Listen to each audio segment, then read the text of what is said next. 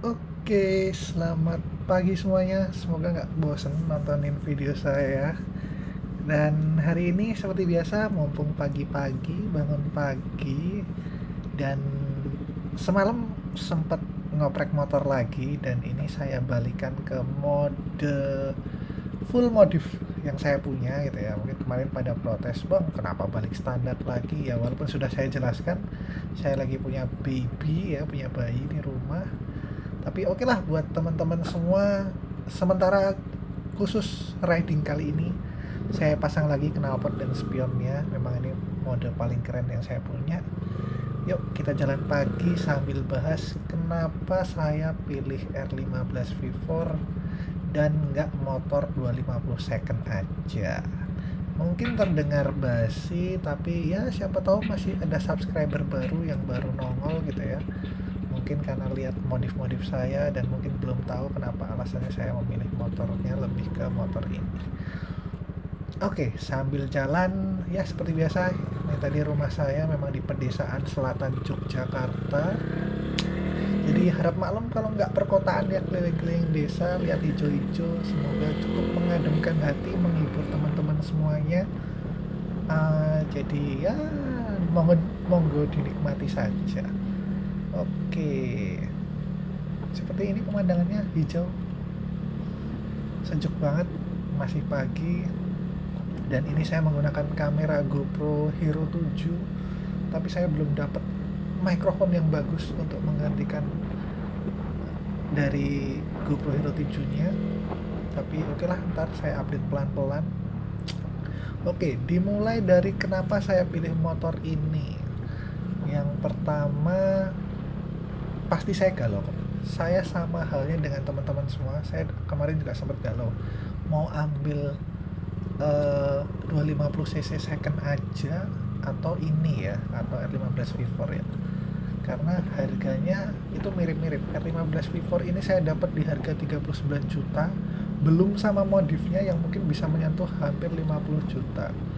Kenapa nggak ambil CBR 250cc aja yang harganya bisa di 49 sampai 55 juta?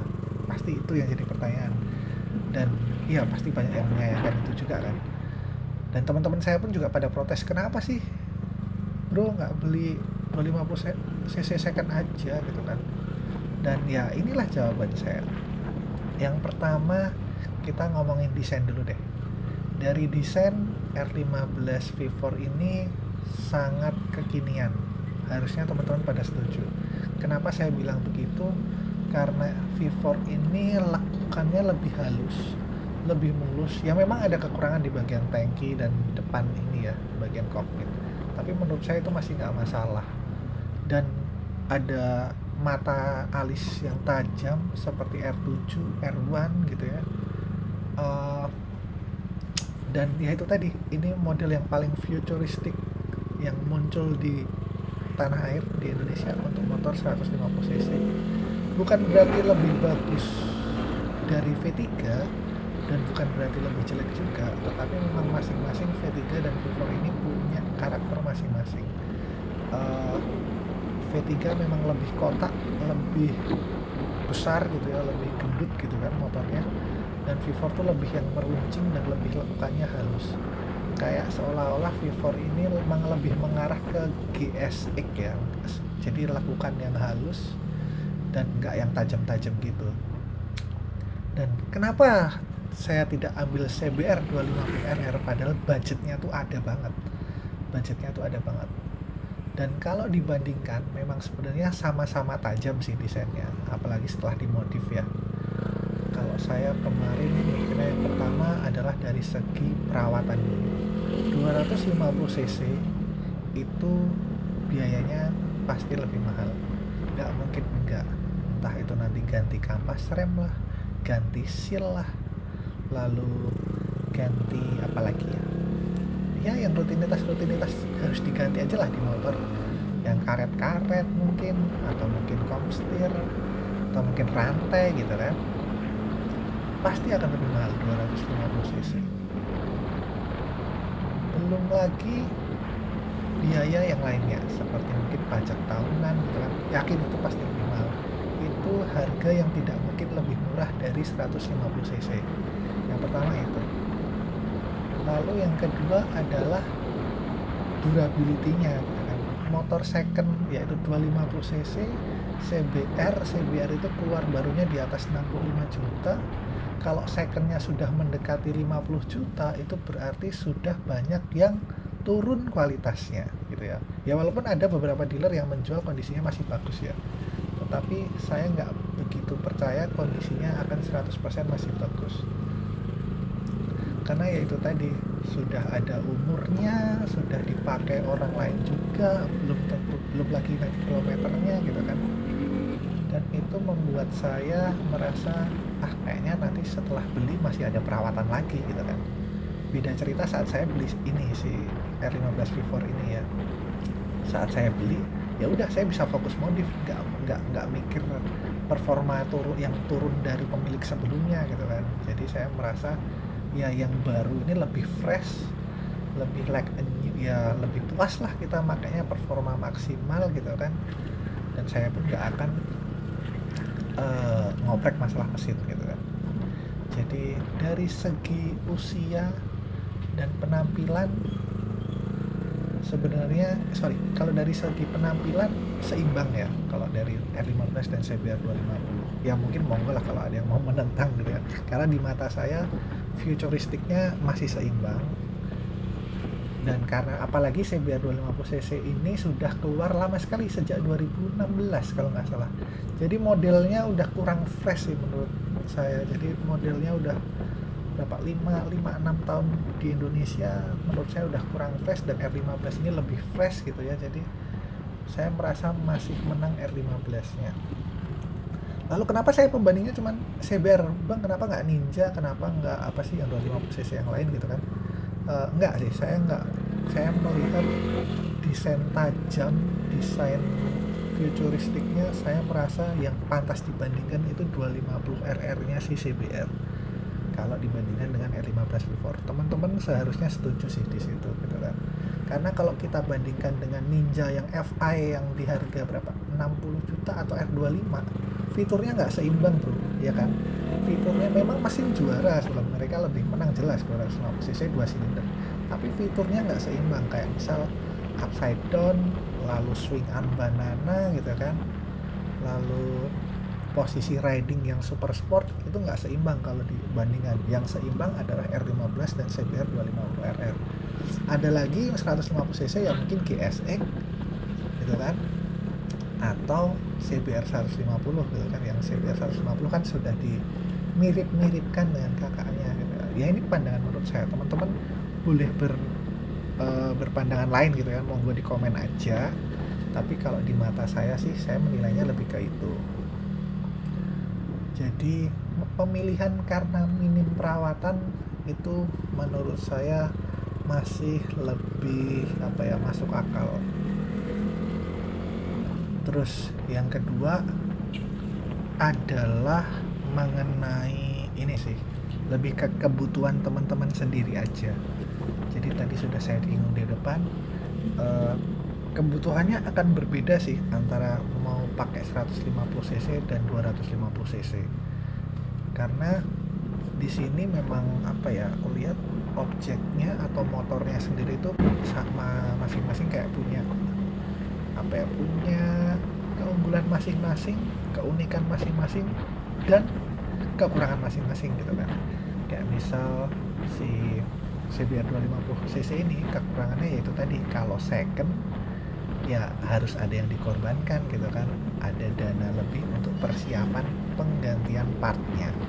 Sedangkan yang ini tadi 155cc kondisi baru ya otomatis fresh banget, siap untuk dipakai gitu kan.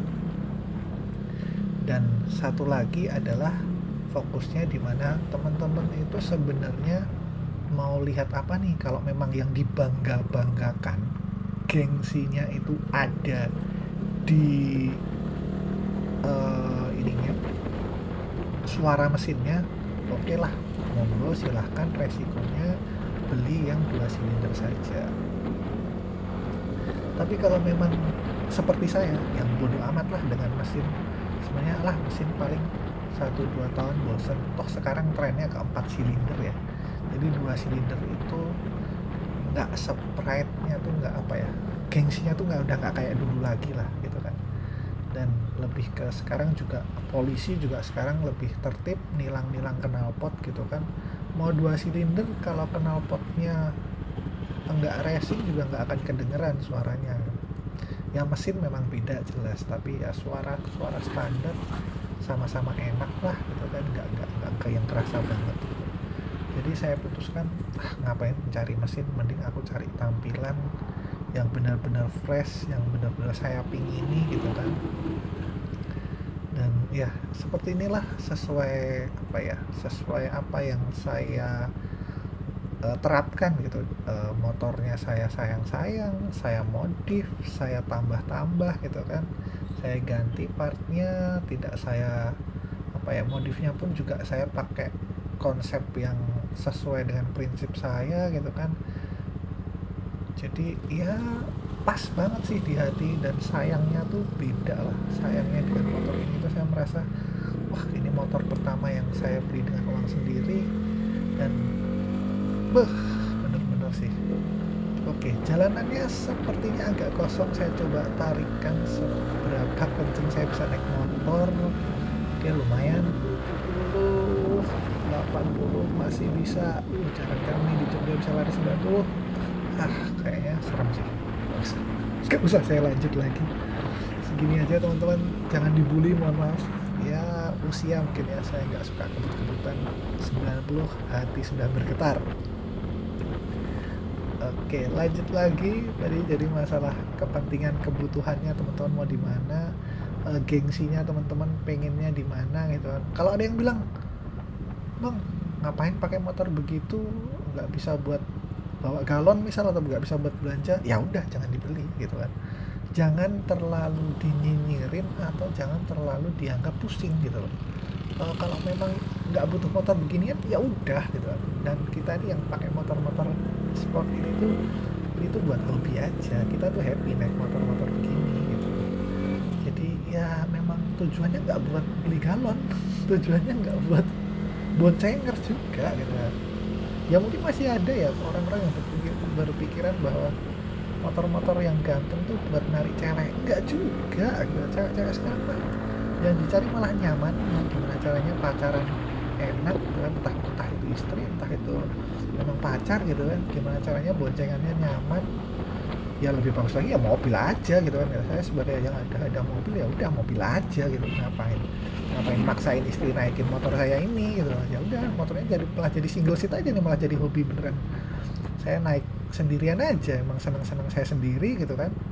Jadi tergantung kebutuhan aja teman-teman, kebutuhannya gimana, fokusnya mau gimana. Kalau teman sudah beli A, kita beli B, ya udah nggak usah diperdebatkan gitu loh. Ada yang orang-orang tuh masih pada nyinyir, ya si ini gini, si motor ini tuh begini, ngapain dibeli ini, lah ngapain gitu loh. Ngurusin aja hidup sendiri, tenang, santai, semua punya selera, semua punya kebutuhan. Ini baru dari sektor desain dan kebutuhan gitu kan. Belum lagi masalah budget, gimana kalau uangnya memang mepet gitu kan. Ini tadi kita kalau ngomongin dana di 40 sampai 50 juta. Gimana kalau dananya cuma 30 juta, bisanya cuma beli motor yang second 150 lagi, ya 150 cc lagi. Jadi ya beda, jadi nggak usah dibanding-bandingin. Beli motor tuh sesuai kebutuhan aja gitu ya. Jadi kenapa saya ambil 155 cc R15 V4, sebenarnya dari dua itu saja sudah kuat sih gitu kan. Sudah ya, teman-teman harusnya sudah bisa bisa memaklumi lah, kenapa saya belinya ini gitu. Jadi ya itu juga pasti harusnya teman-teman juga bisa menyadari hal-hal semacam itu. Tapi kalau memang teman-teman punya circle khusus, wah aku memang pingin masuk klub 250 cc, oh ya udah, nggak salah juga gitu kan. Tapi ya itu tadi, resikonya harus dipertimbangkan. Teman-teman kalau beli motor, jangan cuma dibeli motornya aja tapi perawatan selanjutnya tidak diperkirakan. Kalau teman-teman itu punya orang tua yang mampu, kalau teman-teman minta ya, "Mah aku beliin ini, Pak aku beliin motor ini," tolong dijelaskan dengan rincian perawatan selanjutnya. Jangan sampai teman-teman minta motor 250 cc second dengan harga 30 juta, tapi saat teman-teman bulanannya minta biaya servis dong, ganti oli segala macam, ternyata nggak dikasih karena biayanya terlalu mahal gitu kan. Itu malah bunuh diri juga sih buat motornya. Ya, teman-teman harus sadari itu juga sebelum membeli. Terutama ini untuk adik-adik yang masih sekolah gitu kan. Tolong sebelum minta motor, apapun motornya, entah Matic, entah motor sport, entah bebek gitu ya, apapun, jelaskan ke orang tua biaya perawatannya. Karena belum tentu orang tua kalian itu seneng otomotif. Bisa jadi orang tua kalian itu memang orang yang biasa-biasa saja, atau mungkin pejabat negara yang sebenarnya hidupnya ya sudah hidup buat keluarga, mengabdikan negara, dan sudah, dia tidak akan memikirkan rincian otomotif, biaya perawatan gitu kan. Cuman kalau nanti dia menilai anaknya kok minta uang segini itu kayak nggak wajar, ya nanti kelar gitu kan, motor atau otomotifnya jadi nggak kerawat. Nggak ngerti juga sih gitu kan, ya teman-teman pasti tahu lah kondisi keluarga, kondisi keuangan keluarga itu pasti tahu. Dan ya teman-teman yang tahu, teman-teman yang bisa ngenalin diri kalian sendiri, keuangan seperti apa, entah yang sudah bekerja ataupun yang masih sekolah gitu kan. Jadi ya lebih bijaksana aja membeli sebuah barang. Apalagi beli motor itu ya untuk hobi iya gitu kan, untuk kebutuhan ya iya, siapa tahu memang belum pernah punya motor jadi memang kebutuhannya sebenarnya untuk kesana sini, atau mungkin memang hadiah, atau mungkin memang apa ya, memang tuntutan harus punya motor, harus beli motor gitu ya, karena memang belum pernah punya motor, ya gimana lagi. Jadi dipilih dengan bijaksana, jangan sampai salah pilih, jangan sampai motornya tidak dirawat, itu aja sih. Karena kalau sudah tidak dirawat akan blunder dan merugikan diri sendiri. Paling itu aja teman-teman, kenapa saya membeli R15 V4, dan mungkin sedikit masukan dari saya supaya teman-teman bisa maksimal dalam berhobi sepeda motor. Mungkin penjelasan saya kurang lancar atau mungkin kurang jelas, mohon dimaklumi karena ini di atas motor, dan ya saya juga harus fokus naik motor, jangan sampai ada kecelakaan. Teman-teman juga harus fokus di jalan. Jangan lupa like, comment, dan subscribe video ini teman-teman. Sampai jumpa dan bye bye.